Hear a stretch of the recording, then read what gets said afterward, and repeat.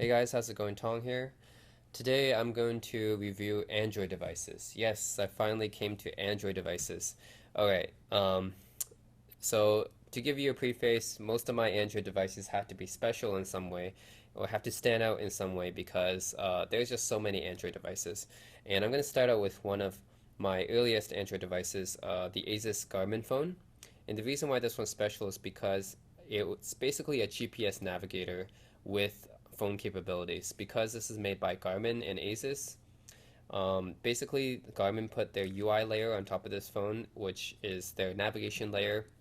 If you've ever used a Garmin GPS before, it has this navigation search layer on top of it, and it has phone capabilities built in on top of that. So basically, this is a GPS that's also a phone, and it's very interesting. And it runs Android 1.5, I believe. So it's one of the earliest Android devices I have. And I think this one came out in 2008 or 2009. I think 2008. I remember the T-Mobile G1 or T-Mobile Dream was the first Android device that ever came out, and this one didn't come out that long after it. So this is the Asus Garminfone. Next, I have the Motorola Backflip from 2009. And this is also one of the earlier Android devices I have. I think this also runs 1.5, can be upgraded to 2.1 though. And I mean, Foyo 2.2, or Eclair 1.1, 2.1. And the reason why this one is special is because the keyboard is actually on the back of it. Most phones with keyboards usually are slide-out keyboards or candy bar keyboards, right? And the unique thing about this is that the keyboard is actually on the back of the phone, which is very, very Lenovo Yoga-like. And I've never actually seen this on other phones before, so this is pretty interesting. That the Motorola Backflip is the only phone I know that does this. And if you want to use it, you just flip it up like this and use the keyboard like this because it comes from the back side instead of being slide out, which is very, very interesting. And they also have this touchpad on the back of it, very PS Vita like. They have this touchpad on the back, which you can use to launch different apps from it. I'm not going to show you every operating system running in action because it would take too long, but you guys get what I mean. You can launch apps and then use this QWERTY keyboard, which is not that great. This QWERTY keyboard it feels very, very soft and not very tactile. It's not exactly like the Nokia E71, for example. That's a good keyboard, or a BlackBerry Torch, or BlackBerry Bold. Those are pretty good keyboards, but this one is very, very soft and hard to even see what letters I'm touching because they're so light. And this must be the only keyboard that I've seen with an actual camera on it, this being the back of the phone. So yeah, this is a Motorola Backflip running Android from 2009 with the backwards keyboard. Next, I have another unique one. This is a Motorola Flipout. So yeah, this was the Backflip. This is a Flipout, both from Motorola, both made around the same time, which is very interesting. They're like brothers. Except the Flipout is more interesting because it's very, very small. It's like an iPod Nano 6th generation, you know? Looks almost like a smartwatch. Of course, obviously bigger, but it looks like a more bigger version without the straps. This is the Motorola Flipout from 2009, and also runs the same operating systems as the Motorola Backflip. So they're very, very similar, both made by the same company and made around the same time. And this one has a backflip keyboard that flips out from the back, and this one has a flip out keyboard that flips out like that, hence their names. And it's very interesting because, well, this is one of the smallest keyboards I've ever seen. This being a square. It's actually a square phone, and this is one of the only square phones I've ever seen. I haven't seen many square touchscreen phones in my life, mostly rectangular phones, but this is a square phone. And yeah, the keyboard is obviously very cramped, but it is what it is. It's a very, very portable phone. So for those of you who like your phones really portable, this is a really portable phone because it's just a square. I think you can even clip it to a keychain or something. It'll be very cute. Anyways, yeah, this is a Motorola Flipout from 2009 and runs Android 2.1. I think you can upgrade it up to 2.1. That's it. Next, I have the T-Mobile My Touch, and there's nothing really that special about this phone. I have this phone because this is the Fender version, the special My Touch Fender version. And well, what can I say? I like Fender because I like guitars, and the fact that they had this phone in cool sunburst color is really appealing to me. So, and it even comes with matching like charger and everything. So it's cool. They have this nice sunburst color on it, but otherwise not very interesting. It's just a standard run-of-the-mill phone, other than the special edition, being Fender limited edition. Next, yeah, oh yeah, that was also from like around 2008. Next, I have the HTC Status. Uh, this is from 2011, so I'm kind of jumping ahead here. But this is one for it's from 2011, and it has a candy bar keyboard on it. What's special about this one is that it's kind of like a Facebook phone. It has even a dedicated Facebook button, if you can see here. Yep, it's dedicated Facebook button here. You can use it to launch Facebook from a lot of different apps. For example, if you're like taking pictures with this phone and you press this button, it'll automatically like try to ask you to share this on Facebook, to share this photos on Facebook. So this Facebook button is very central to a lot of the apps that you use inside of it. So this makes it kind of very similar to other social messaging devices that I've reviewed, such as the Microsoft Kin. And I think this is more similar to that than anything. It's more of a social messaging device geared towards younger people, and reminds me almost like of the Microsoft Kin or T-Mobile Sidekick or something like that. But I think this is what it's meant to be used for. It's a social messaging phone.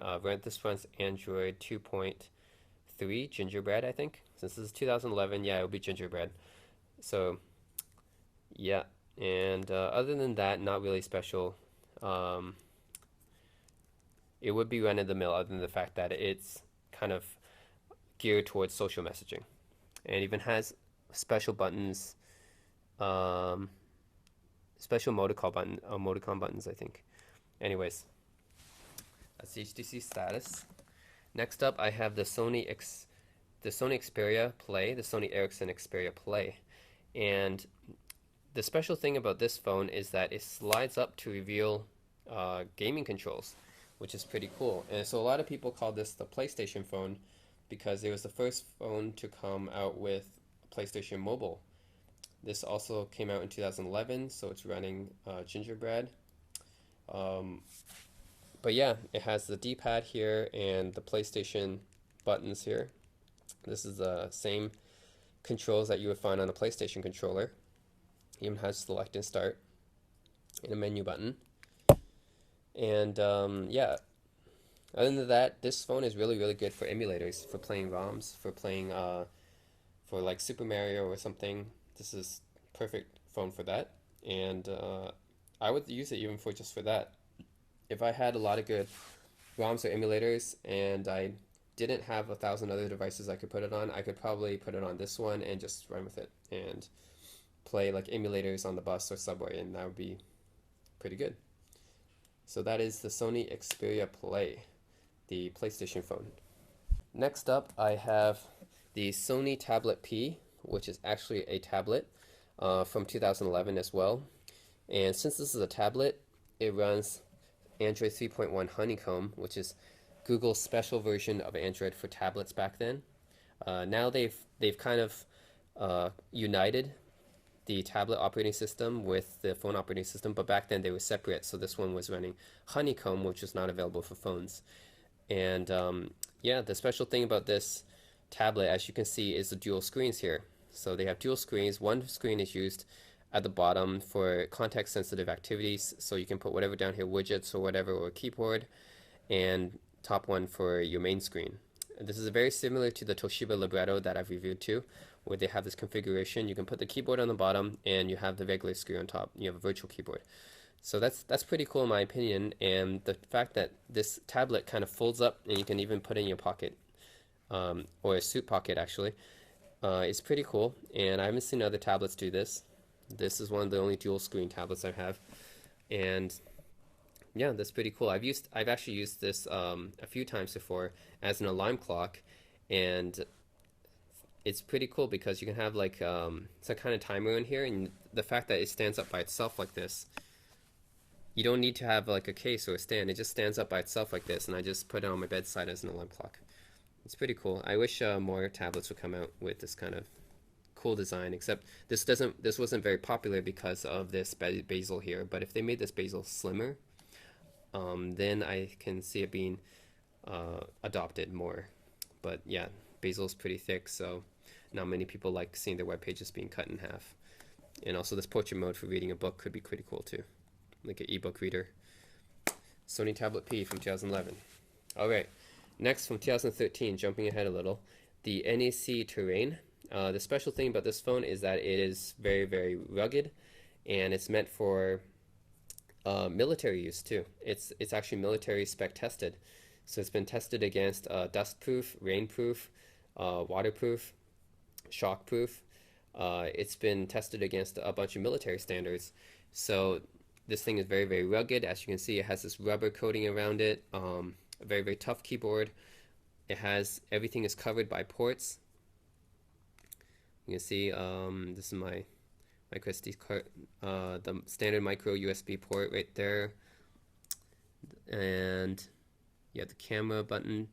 You have removable battery at the back with the camera, volume buttons, the power switch. And yeah, this is the NEC Terrain. Not many people even know that NEC makes phones here in the US, but they do. And this is one of them from pretty recent 2013. And up top we have a covered headphone port to keep out the water. So yeah, if you're ever traveling and you expect to be hiking or something, or in some kind of conditions that you think your phone might not survive, I think the NEC Terrain is pretty good.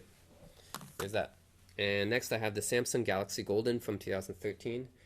And special thing about this phone is, well, it's a flip phone made in 2013, and you don't see much of that anymore. It's an Android flip phone. Flip it up, and you have the standard numpad here, as well as the touchscreen. And this actually runs Android 4 Lollipop, just like the NC Terrain. This being 2013, so Lollipop, or I think it'd be upgraded to Jelly Bean too, 4.2. But yeah, this runs Jelly Bean or Lollipop, and has an 8 megapixel camera at the back. It has this nice golden color to it. Not easily found in the US. I don't think they sell it in the US actually, but this is the Samsung Galaxy Golden. It's dual screens too. The front screen is an Android screen, and the screen inside is also a touch screen, so they're both touch screens, and it's got standard micro SD expansion headphone ports here, and it's actually pretty hefty for a flip phone. I think it's heavier than a lot of the flip phones that I've used before, but maybe that's because the size of the display is quite big.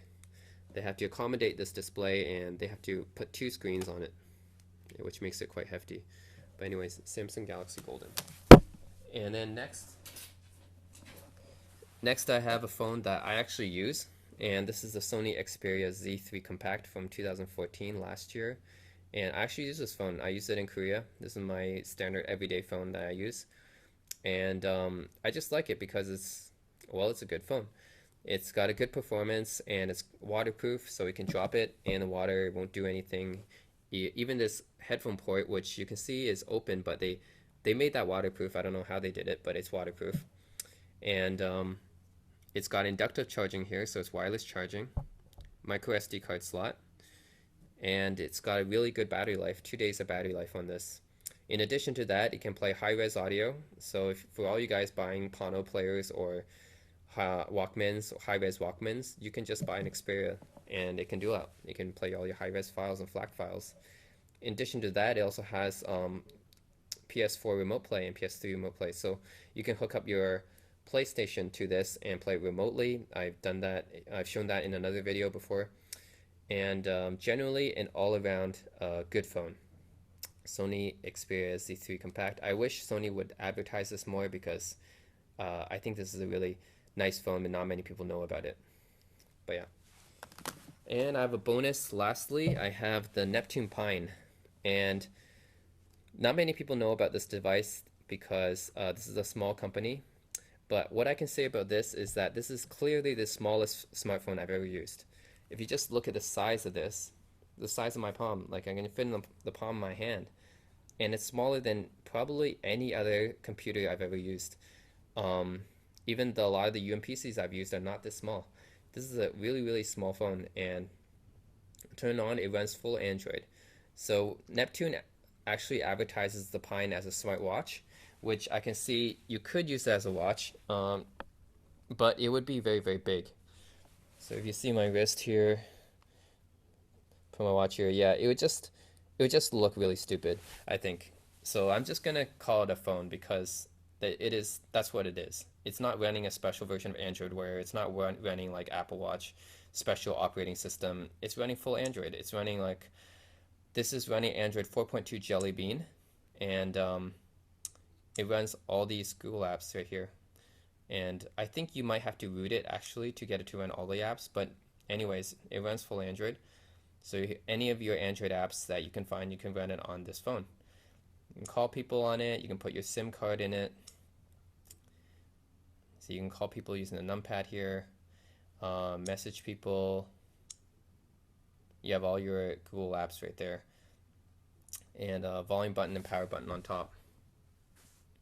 But yeah, this is the Neptune Pine, and even has a camera. You can take pictures with it. And yeah, this is the smallest smartphone I've ever seen. And yeah, it's pretty cool. It came out in 2014, just last year. And that's all my Android devices. I have everything from the Asus Garminfone released in 2008 all the way to the Neptune Pine and Sony Xperia released in 2014. And yeah, as you can see, most of these Android devices, in my opinion, are pretty special, and most Android devices look just like big square rectangles, but for these ones I chose some pretty unique ones that I thought were interesting to talk about. So as always, let me know if you have any questions or comments about any of these devices or about Android devices, and as always, thanks for watching.